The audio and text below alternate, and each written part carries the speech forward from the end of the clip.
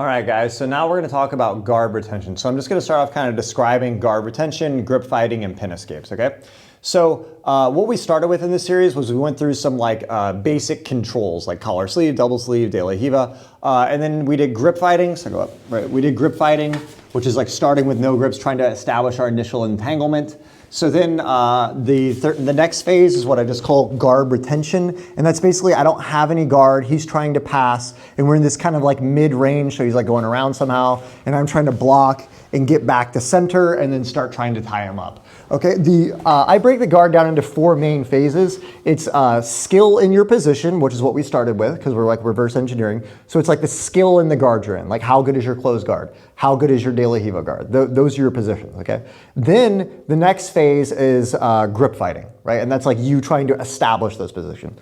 The next phase would be guard retention. This is working from the out in, right? So the next phase is like guard retention, blocking the pass. And the final phase is like pin escapes. That's like if he gets fully in side control. And this is a little bit different than like guard retention because sometimes it requires more different things like rolls and like different ways of framing and stuff. But if I started in like side control and I can create space and get my knee in and start pushing, now I'm kind of starting to bleed into guard retention. Right now this is about framing, recentering. As I do that, now I'm turning into grip fighting again. Maybe I establish lasso spider, and now we're in our skill in the guard that we're in, right? So those are the 4 main phases. So I always try to think about that. If you're like diagnosing your match afterwards, what went wrong, you can always look at when you roll from your guard, look what went wrong, okay? So the match starts in the grip fight phase. So if you establish your guard, so I get to spider guard, right? So we start here and I get a lasso and then I get to spider guard, I won the grip fight phase, right?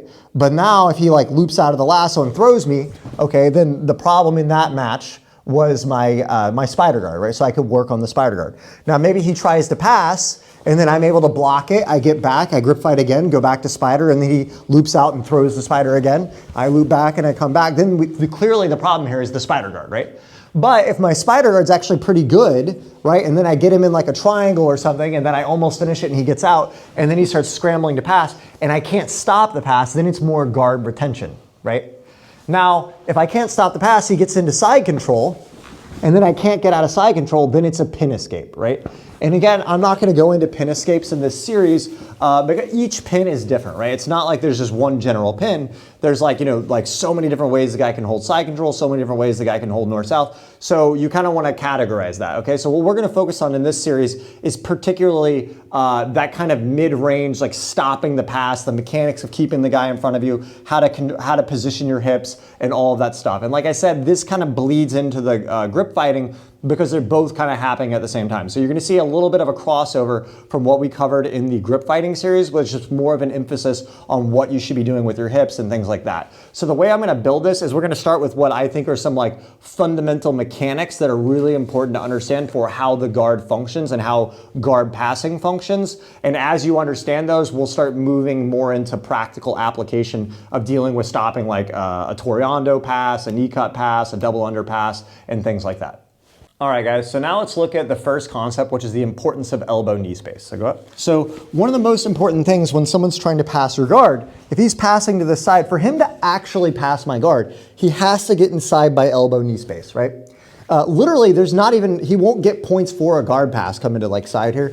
This is kind of hard to show, posture up a little bit. He won't get points for the guard pass until he actually gets inside this bubble and can control me. If I have my elbow and knee tight and he gets in tight, forgetting even the points, I can always use my knee high on his chest and push him off and create space. So my knee is always in between me and him. I'm creating space. He can't get in. He can't attack arm bars. Everything is relatively safe. As soon as he gets isn't if he isn't that good, if he's really big and strong and he gets tight inside this elbow knee space, he can get tight. Yeah, it becomes really hard for me to do stuff, right? So I'm always wanting to try to keep that elbow and knee connected, okay?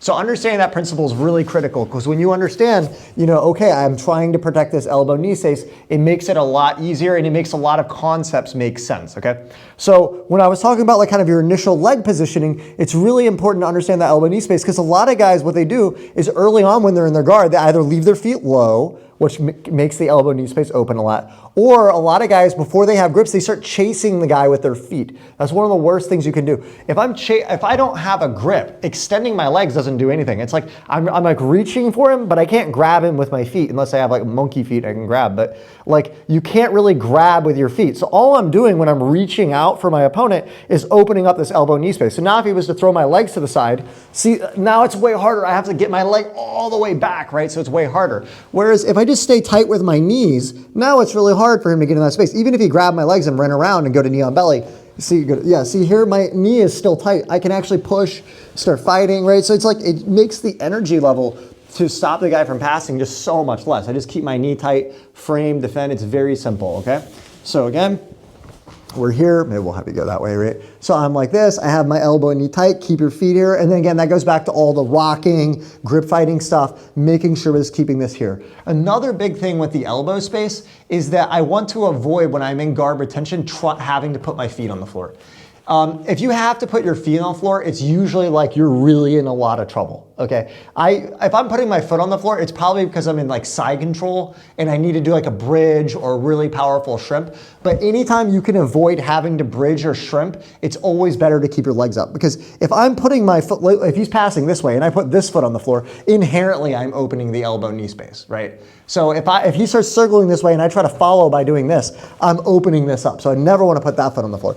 Even the outside leg, if I'm putting this foot on the floor, which seems better because I can still be tight here, still there's a connection between this leg and this knee and hip, right? If I'm here like this, you see how tight my knee is. Look, if I make my leg straight as a board and I lay it all the way out, you see how it starts to open the knee up? So anytime this leg is here, it becomes harder. If the guy's going here, I can't do this. But if I lift this leg up, my knee goes. See? So this right leg being up allows this knee. So if I'm here and he starts coming in and start getting really tight up here, you see how like my knee is pushing here.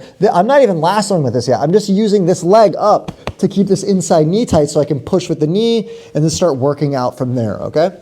So now we're gonna start moving into some other fundamental principles to understand. But I think if you get that idea of keeping the knee tight, especially the knee that they're passing towards, that makes a lot of things make sense. So I think it's a really important concept to understand. Now we're gonna move into another really important concept, but I think that's like kind of the fundamental framework of understanding what is a guard pass. It's protecting that elbow knee space. All right, now let's talk about the importance of the outside leg mechanic.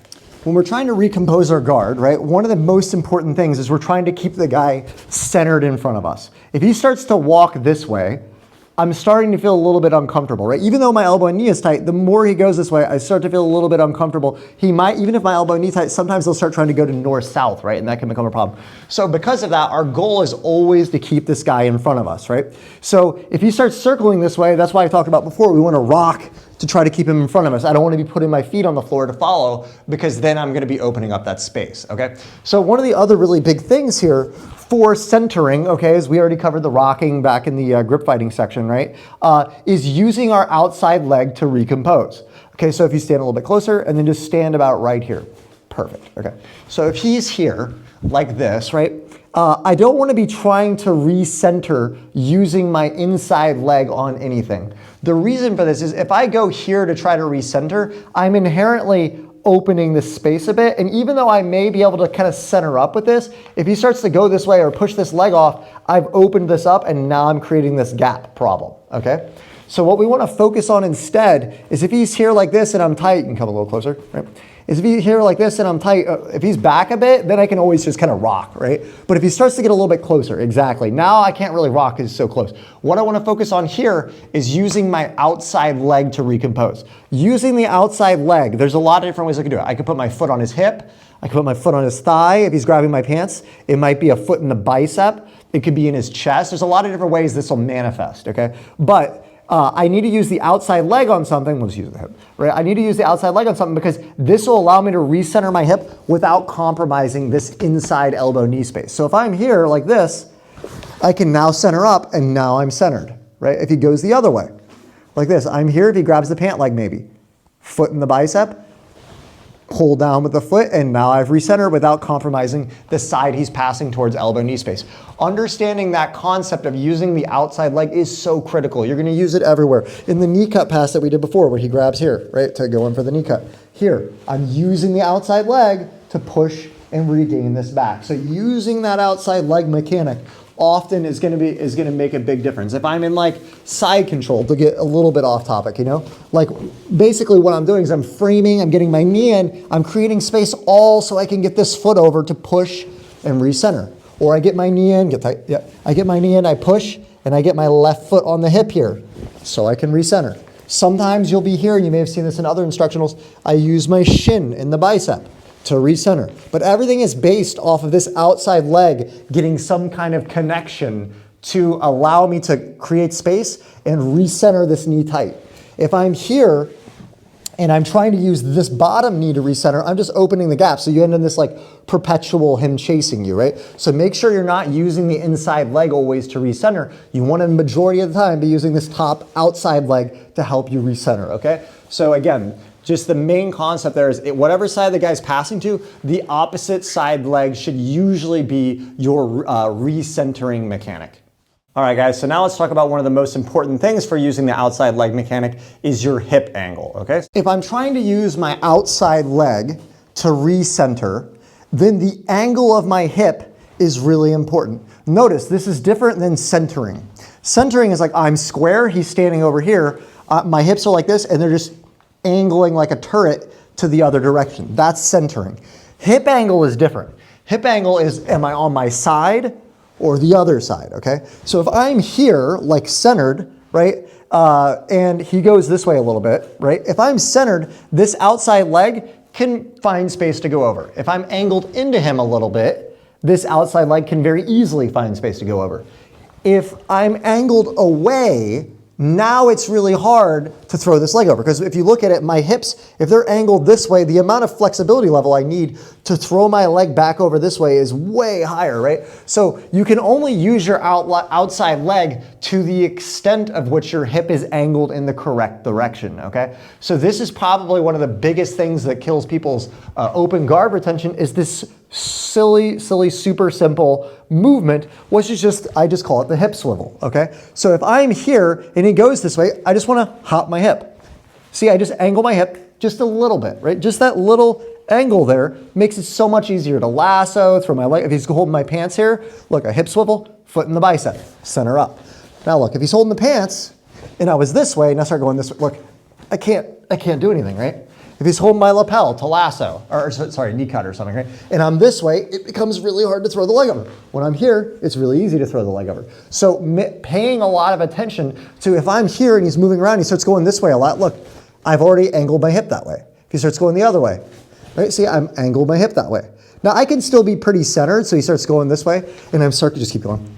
And I keep circling right, and then he goes here and he starts trying to actually pass here. I always kind of start turning my hip a little bit to angle it into the way he's going so that that outside leg can find traction on something easier.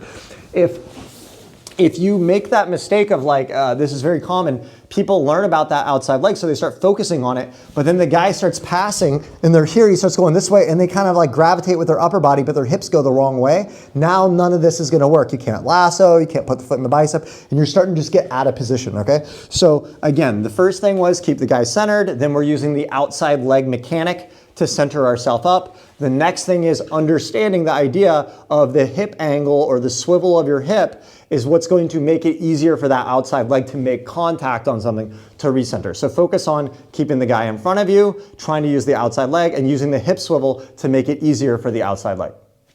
All right, guys, so now let's look at the importance of elbow frames and the hip swivel. We're here, right?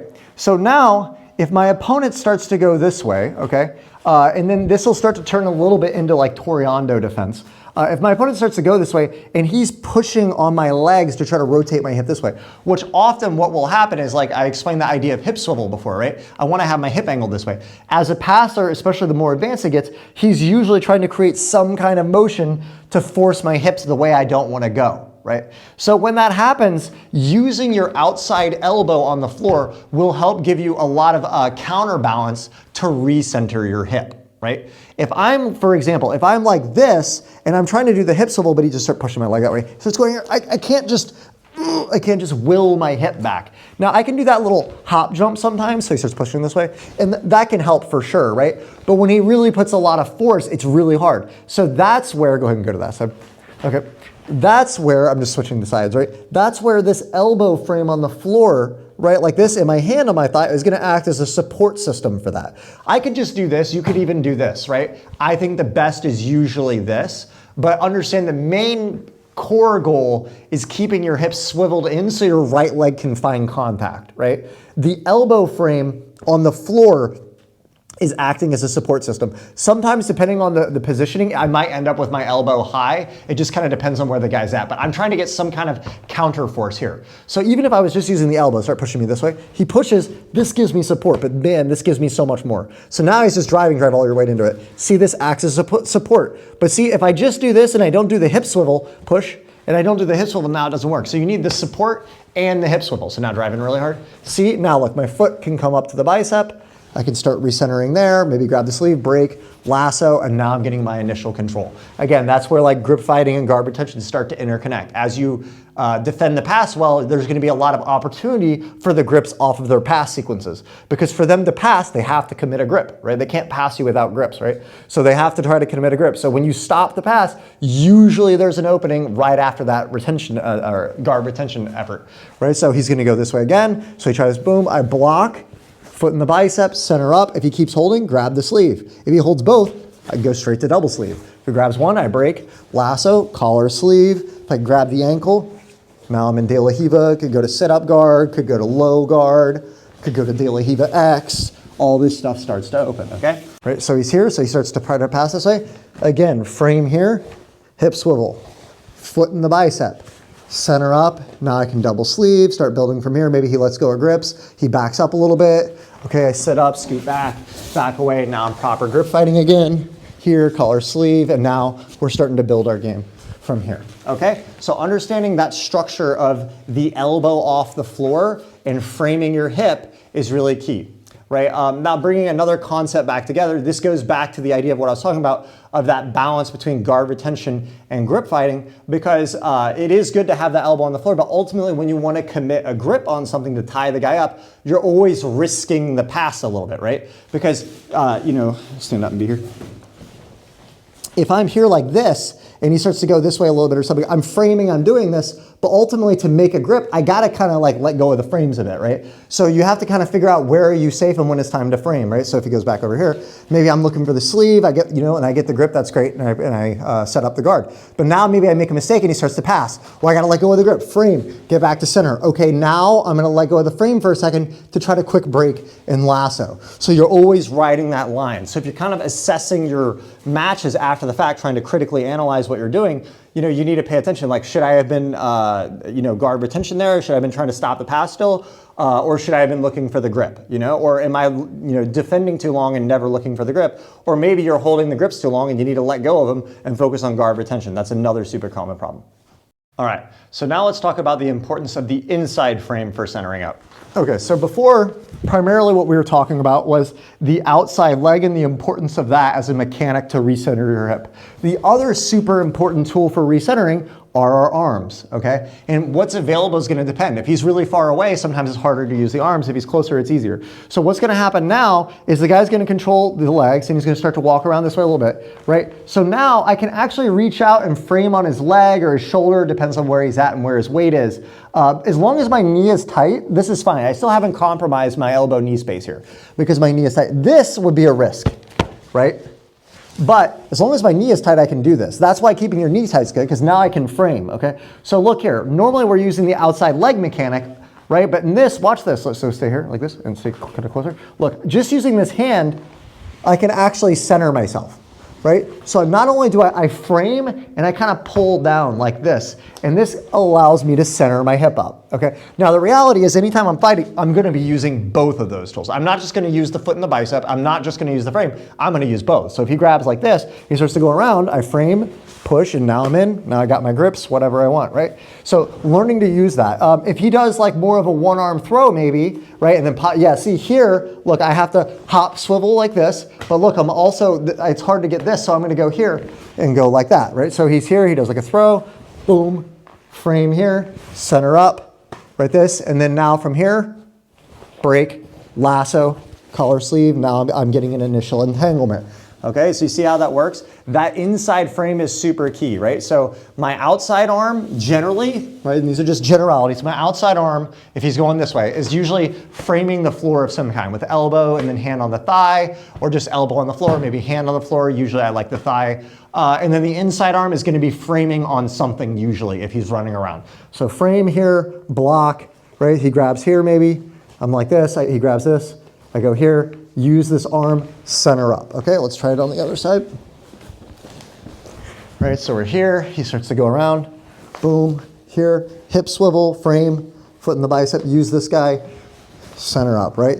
So make sure that you're using that inside arm to frame, right? So, and where you're gonna frame is gonna depend on how his body weight's coming at you. I can't give you the exact location because the guy may go this way with the shoulder, he may go this way, or he may posture up more and then it's the leg. So, but the main idea is that inside arm acts as a centering mechanic to help you spin. Another really important concept with this inside frame is how easily it can turn into your initial grip. So go up.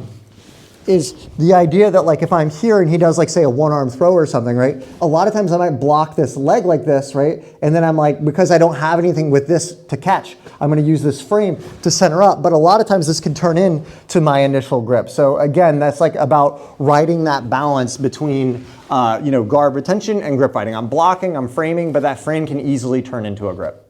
All right, guys, so let's talk about another really important thing for your guard retention, which is how tight you are in a ball. If our goal is to constantly keep kind of recenter and keep the guy in front of us, then it's really important to stay in kind of a tight crunch position, right? I want to be like in a tight ball. And if I raise my feet up a little bit, it's easier to stay in a ball. If my feet are down, it's really hard. It's more of a crunch, right? So the way I think of it is like, if you want to spin something like a top, okay, then there's like one point of contact on the floor that's just going to spin around on that point, so one point of pressure. If you try to spin a book, it's really hard because there's too much surface tension, right? So when I'm in a ball, if he stands right here like this, it's very easy for me here to spin myself like a top. Right, you guys probably notice as I'm doing the instructional, especially if you're newer to like jujitsu and doing guard stuff, you notice how easily when I'm like, oh, go switch to this side, just go walk over there or something. Like I'll do something like this and we just go here and I just spin like a top, right? It's because I stay in that really tight ball with one point of contact on the ground to spin. That makes that centering mechanic so much easier, right? So you want to stay in that tight crunch as much as you can. Of course, mobility and size can make a difference on this, but just do the best you can, right? If you're really unflexible, the grip fighting is even more important. There's no way around it. Flexibility is always going to help your guard retention. So any form of guard retention that uses flexibility, it doesn't mean like, oh, that's not legitimate. It just means that, of course, it's easier. It's just like if you're doing football, being significant, all things being equal, being significantly stronger is a benefit, right? So the less flexible you are, the harder guard retention will be. It doesn't mean you shouldn't do it. You still have to do it, but it'll be a little bit easier with more flexibility. So if you're very unflexible, you want to focus a lot more on the grip fighting so you don't make mistakes. Guard retention is when you make a mistake. If you're perfect in grip fighting, technically you would never need to do guard retention, right? So again, to make it easier though, feet up. If you're down, it's harder to be in a ball, right? So some people have their knee tight, but they're still back like this. Now it's hard to move. Crunch, do a really tight sit-up. Now it's just like one or two vertebrae of my spine are actually on the floor. So when I'm here and he starts to circle this way a little bit and stand close with your legs so I can frame, right, like that, the other one, yeah. Right, like this, it's really easy to center up. Go around this way, right, here. See, it's really easy to move like this, right? And my feet are here, right? And if he grabs anything, my hands are ready, boom, lasso, right? And I'm trying to get my initial grips. Another really important concept here is the idea that like if you're really getting fatigued here is understand you don't have to stay here forever, right? Ultimately, I'm gonna go back to that sit-up thing, right? So if he's standing really close to me here like this, then of course I'm grip fighting here, I'm defending guard retention, right? I'm fighting from here. But if he backs up a lot or gives me any space, then I'm gonna sit up, scoot away, and this is way less taxing on you. Now it's not so hard on your body to sit up and properly grip fight, right? So if he's hovering over you, then it is really important for guard retention purposes to be very careful there, be tight. But again, if he's standing close, you won't be like this long. Because if he's standing close, usually he's giving you a grip. And now once I get my grips, I don't have to stay in that tight ball anymore. Like when I have De La Riva like this, I don't have to be in that super tight crunch because the nature of these grips has control of the position, right? But if I don't have the grips yet and he's hovering over me, I'm in a tight ball, but I'm looking for the grip. So I'm very aggressive on my grips and very careful defending, and I'm looking for a grip. I'm gonna get it quick, but if he backs up a bit, I'm not just gonna stay here. I'm gonna sit up, scoot away, and now I can start going up here and fighting without wasting all that energy, right? So if you're doing this kind of guard retention where you're crunched into a tight ball and it feels super taxing on your abs and you're really tired, just realize you don't have to do that forever, right? That's just something that you're doing right now so that you can defend that position, and then you're gonna get your grip. And once you get your grip, you can relax. And if he backs up a lot, then you're gonna sit up, get away, and then you can relax. So you won't have to stay in that forever.